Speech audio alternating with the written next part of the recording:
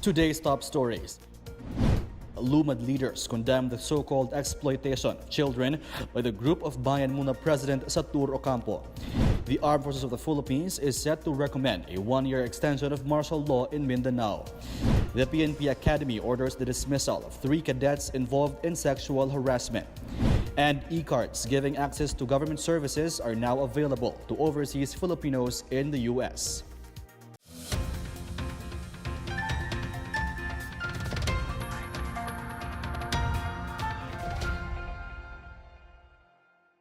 Good day, I'm William Theo. Welcome to the PNA Newsroom. Concerned Lumad leaders confront former lawmaker Satur Ocampo and his companions for allegedly recruiting children to rally against the government. Municipal Indigenous People Mandatory Representative Bay Pilar Libayaw told Ocampo's group to respect the Lumad and stop exploiting their children. Libayaw says their supposed rescue of the children in the middle of the night is a form of exploitation. Ocampo's group had claimed that they had intended to rescue the children and teachers of the Salugpungan Learning Center. Libayaw adds that the Lumad elders are no longer interested with the Salugpungan after the deaths that occurred whenever they enter their communities. She said Lumad tribes are peace-loving people who do not want to take sides and that they were disturbed because of Ocampo's group. Amid criticism on the arrest of former Bayan Muna party list representative Satur Ocampo and his cohorts, a tribe in Davao del Norte has denounced the activities by the New People's Army in their town. They accused the NPA along with Ocampo of using learning centers to recruit members and incite hatred towards the government. Rom Dulfo has the story. Members of the Ata Manobo in Talaingod, Davao del Norte staged protests calling for the closure of the Salugpungan or learning centers. The tribe says these centers are hotbeds for recruitment activities of the New People's Army. Datu Lumansad Sibogan, spokesperson of the Talaingod Tribal Council leaders, witnessed how teacher of the Salugpungan tolerate the NPA's recruitment activities. Dato Lumansad says students are taught to handle firearms and fight with soldiers in night classes done after regular classes at daytime. Bago, a 20-year-old student, had harsh words for former Bayan Muna Congressman Satur Ocampo, who was arrested last Wednesday for kidnapping and human trafficking. Bago even recounted the sexual abuse he experienced at the hands of the teachers in the Salugpungan. Bago says Ocampo must pay for destroying their lives and human rights. The Ata Manobo of Talaingod are united in expressing their outrage against the NPA for using schools to sow anger against the government. For the PNA Newsroom, I'm Rom Dulfo.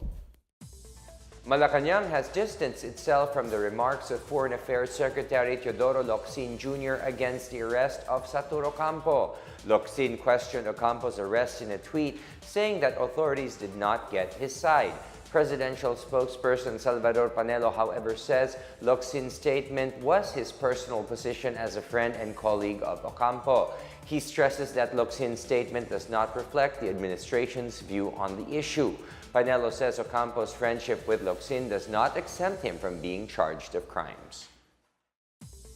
The Philippine National Police Academy has ordered the dismissal of 3 cadets allegedly involved in sexual harassment. The order is related to an incident where a cadet allegedly ordered 2 plebes to perform oral sex while 2 other cadets only watched. PNP Chief Oscar Albayalde says he expects the dismissal of the 3 cadets to be signed today. President Rodrigo Duterte earlier said he wanted the 3 erring cadets dismissed as he would not let police to dehumanize their fellows. The military prepares a new unit to go after the Abu Sayyaf in Sulu. Meanwhile, no Filipinos are reported hurt in a massive earthquake in Alaska. More on these and other news around the metro from Miguel Hill. A new infantry division will be created to neutralize the Abu Sayyaf terror threat in Sulu. Defense Secretary Delfin Lorenzana says the unit will provide permanent military presence in the province. President Rodrigo Duterte earlier ordered the beefing up of troops in Sulu after a clash with Abu Sayyaf terrorists left 5 soldiers dead and several others wounded. In other news, no Filipino was reported injured in the 7-magnitude earthquake that rattled Anchorage, Alaska last Friday. The Philippine Consulate General in San Francisco is coordinating with leaders of the Filipino community in Anchorage. The earthquake hit 7.5 miles north of the city on Friday morning local time. Malacanang has mourned the passing of former U.S. President George Herbert Walker Bush. Presidential spokesperson Salvador Panelo said Malacanang is deeply saddened by Bush's demise, as the palace described him as a president who stood for freedom. Panelo also credited Bush, the 41st U.S. president, for his foreign policy that saw the end of the Cold War. Bush died at the age of 94 on Friday. For the PNA Newsroom, I am Miguel Hill. Still to come, the Armed Forces of the Philippines is set to recommend a one-year extension of martial law in Mindanao. Authorities capture a huge saltwater crocodile suspected of killing a fisherman in Palawan. More on these when the PNA Newsroom continues.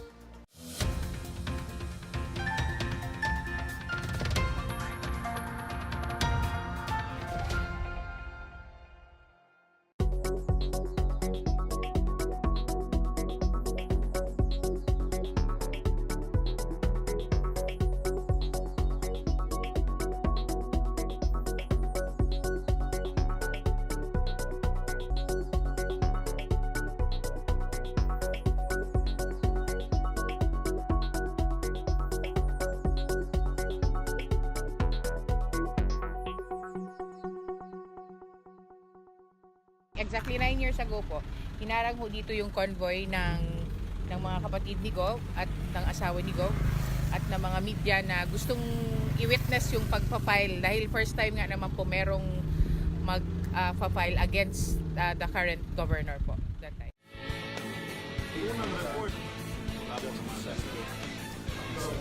This is Secretary Martin Andanar, and you're watching.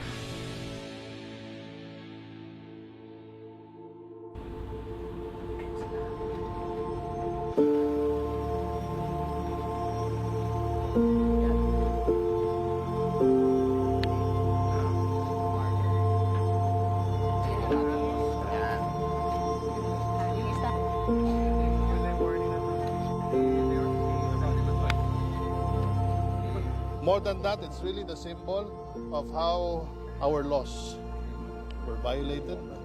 Impunity was so much in the land during those times. At ngayon, sa panahon ni Duterte, ang gusto po ni Pangulong Duterte ay meron po tayong takot sa batas. We have to obey the laws. Kaya nga nandito tayo, as the first secretary of the PCOO, it only means that the President is showing his utmost support sa mga biktima ng Mindanao Massacre, na Ambatuan Massacre, at suporta rin para sa press freedom. Yun po yung mahalaga dito. Maraming salamat kay Secretary Martin Andanar.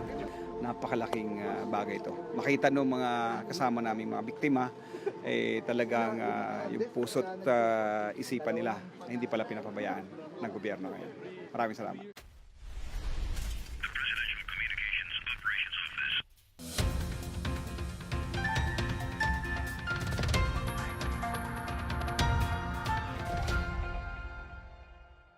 The military is set to recommend the extension of martial law in Mindanao for at least 1 year. Outgoing AFP Chief of Staff General Carlito Galvez Jr. says this is based on the recommendations of local government units, COMELEC, and the Regional Peace and Order Council. He stresses that the proposed extension aims to continue the government's goal to reduce or eliminate terrorism in Mindanao. Galvez says there is also a clamor for the extension of martial law, considering that terrorism is still present on the island. Online news outfit Rappler CEO Maria Ressa is free for now after posting bail for tax evasion charges before the Pasig City Regional Trial Court. Ressa surrendered voluntarily before the Pasig RTC Branch 265, which released an arrest warrant against her. Judge Danilo Buemio has set Ressa's arraignment on Friday, December 7. Ressa was charged for failing to supply correct information in the quarterly value-added tax return of Rappler Holdings Corporation for the second quarter of tax year 2015. The charge is the fifth complaint for tax law violations filed by state prosecutors against RESA. Two companies announced a big-time rollback on prices of liquefied petroleum gas or LPG this December. Petron Corporation announced that it will cut the prices of Gasol and Fiesta gas by 6 pesos and 50 centavos per kilogram starting December 1st. This is equivalent to a rollback of 70 pesos per 11 kilogram household cylinder. Petron will also slash the price of its auto LPG by 3 pesos and 50 centavos per liter. Last month, Petron cut prices of household LPG products by 7.50 per kilogram. In a separate advisory, Solane announced a decrease of 6 pesos and 39 centavos per kilogram. In Negros Occidental, farmers are using grass silage or feeds to sustain livestock production amid the changing climate. The Negros Occidental Provincial Veterinary Office has started producing silage from Napier grass. The PVO says the project is part of preparations for the adverse effects of climate change, such as the impending El Niño phenomenon. Negros Occidental has been facing serious threats such as severe drought, flood, intense rainfall, and landslides. Last year, the PVO recorded about 13 million pesos worth of damage and losses brought about by the extreme heat in the livestock and poultry sectors. The Davao Regional Police expresses support for the call of Lumads to recognize their self-governance. Police Regional Office 11 Director Marcelo Morales says indigenous peoples have the right to self-governance and self-determination under the Indigenous Peoples' Rights Act of 1997. Morales made this remark after the Ata Manobo Tribal Council led a rally condemning Bayan Muna President Satur Ocampo and his companions for alleged trafficking. Morales said he will support the Lumad and protect them together with the military against the New People's Army and their supporters. He added that the Lumad tribes do not need the group of Ocampo to meddle with the tribal people and abuse their children. Indigent residents join a medical dental mission in Mama Sapano, Mindanao. Meanwhile, parishioners in Negros Occidental march against coal power. More on these stories from the provinces from Benj Bondo. Almost 300 indigent residents of Mama Sapano, Maguindanao availed of medical and dental services at the ARMM People's Day on Saturday.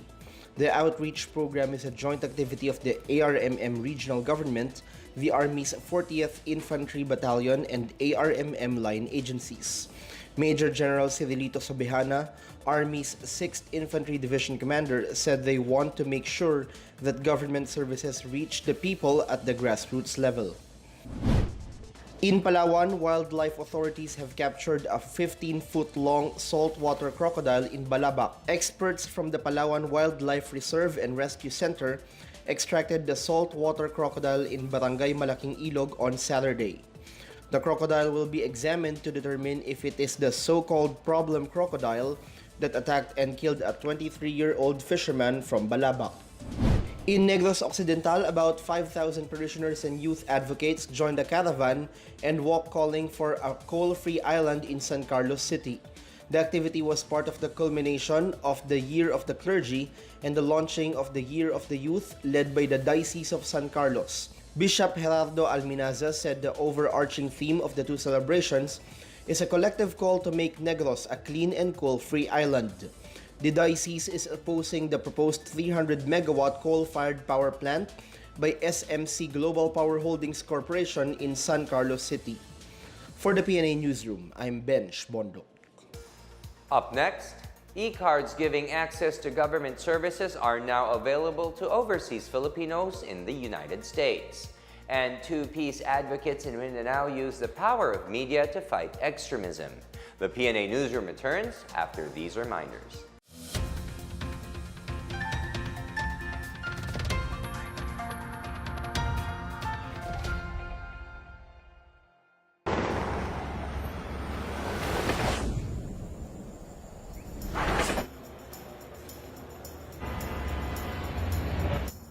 The Philippines is being called Asia's rising tiger.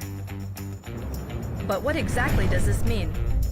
Posting a GDP growth of 6.7% in 2017, the country has one of the fastest growing economies in the world, expanding at a rate unseen in the last 5 decades. The good news is, it's just getting started. The better news is that we have designed a brand new city to be the nucleus of this economic renaissance. Less than 1 hour from the capital, Manila, straddled by hills and blessed with tropical climate all year long, we are building the city of the future, a landmark development twice the size of Manhattan. Originally developed by the Americans for its secure and strategic location in Asia Pacific, Clark is being transformed into a disaster-resilient metropolis that will be competitive and attractive to a global market. It will consist of 4 main districts. The Clark Freeport Zone, an existing mixed-use complex established in the 90s. Clark Global City, which will serve as the primary business district. And New Clark City, which will house satellite government offices and a first-class sports village. Central to all of this is Clark International Airport, which will soon be expanded to accommodate up to 80 million passengers a year. This ensures that travel will be comfortable while trade is seamless. A city unmatched in connectivity, with access to world-class highways and the service of high-speed railways, connecting north to south and east to west, across surrounding seas and over oceans. Clark is a city built as living proof that business in this part of the world is not only easy, but simply better. With no red tape, lower taxes, and endless investment opportunities. This is a city prepared to attract talent so that the country's best and brightest will come here to work and choose to call this place home. Because this is a city that knows how to play, where you can unwind at your own speed, where safety is paramount, and people always come first. This is a city where history and culture thrive, where modern conveniences meet timeless traditions, and progress is driven by passion.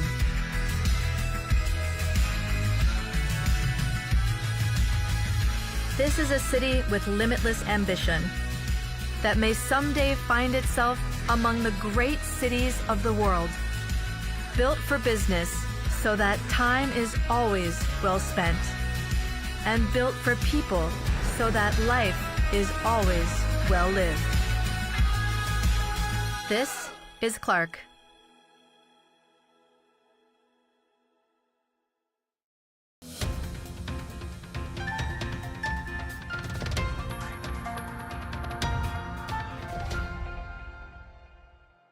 The Overseas Workers Welfare Administration, or OWWA, has launched the OFW e-card in the United States to provide easy access to the agency's programs. OWWA programs that may be accessed via the e-card include welfare services, scholarships, training programs, and social benefits.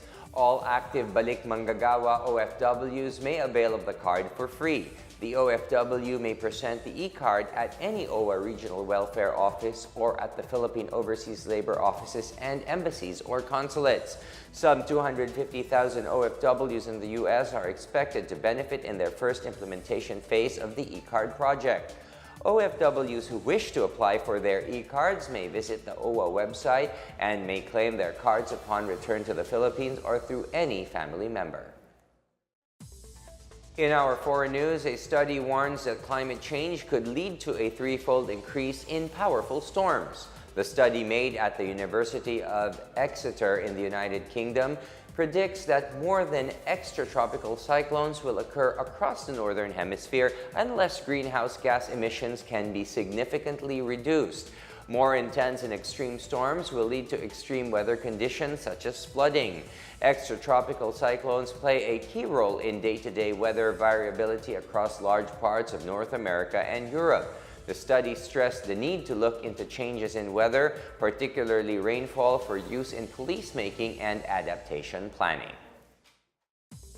Jason Castro, Troy Rosario, and Arwin Santos are playing for Gilas Pilipinas against Iran in the FIBA World Cup qualifiers at the Mall of Asia Arena in Pasay City tonight. Castro, Rosario, and Santos will take over the spots to be vacated by Greg Slaughter, Alex Cabagnot, and Poy Eram. Giyaw also announced that Kristen Hardinger will be the designated naturalized player for Gilas for the rain game, replacing Stanley Pringle. Giyaw vowed on behalf of the Philippine national team to bounce back with a bang against Iran. Kazakhstan stunned Gilas with a 92-88 victory in their FIBA World Cup qualifiers clash at the Mall of Asia Arena in Pasay last Friday. Mass media is a powerful tool in educating and influencing society. In Mindanao, two peace advocates use these to teach people to do away with conflict, stop terrorism, and promote peace. Benj Bondoc has this story. Terrorists make use of information and communication technology like internet platforms to spread their culture of violence. Abdul Wahid Lutian and Mikdad Sali have harnessed the reach and power of radio broadcast and social media to counter jihadist propaganda in western Mindanao. Al-Raisala, the name of their program, is Arabic for The Messenger. It is aired live every Saturday and Sunday from 8 to 9 p.m. over RPN DXXX AM station in Zamboanga. The main theme of the radio program is oneness of Muslims with Allah. Muslim scholars serve as resource persons in every episode. The issues they discuss include human rights, Sharia laws, Islamic practices on health, voting rights, and peace and security. Lutian is a member of the technical working group of the Countering Violent Extremism and Terrorism Group of the city, which is headed by the city mayor. The radio program also aims to warn the youth from getting involved in extremism by citing Quranic admonitions against violence and depicting the life of Prophet Muhammad as a model of peace.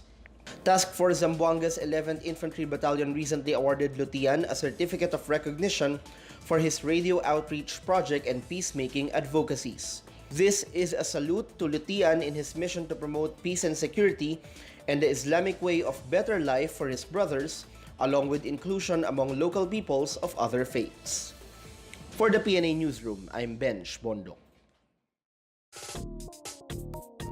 Let's now check out the weather forecast for Metro Manila and the rest of the country.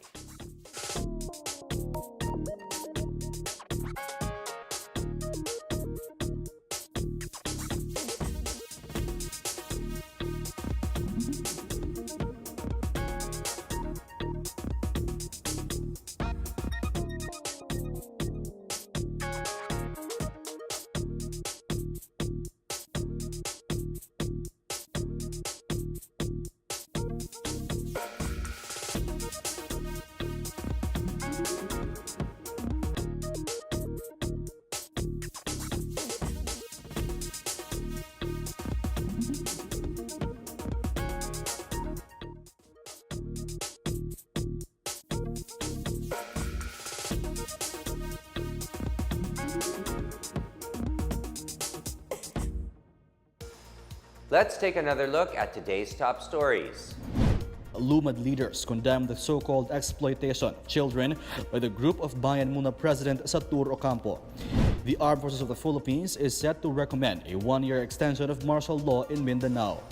The PNPA Academy orders the dismissal of 3 cadets involved in sexual harassment. And e-cards giving access to government services are now available to overseas Filipinos in the U.S. Thank you for watching another edition of the PNA Newsroom. To check out these and other stories, visit the PNA website or follow the Philippine News Agency on Facebook and Twitter. For more stories about the government and how it serves the Filipinos, look for these hashtags in all of our social media platforms and websites. And nearing Christmas, only 23 days more to go. And that's your daily dose of the latest news and information that you need to know from the PNA Newsroom. I am William Theo. Good day.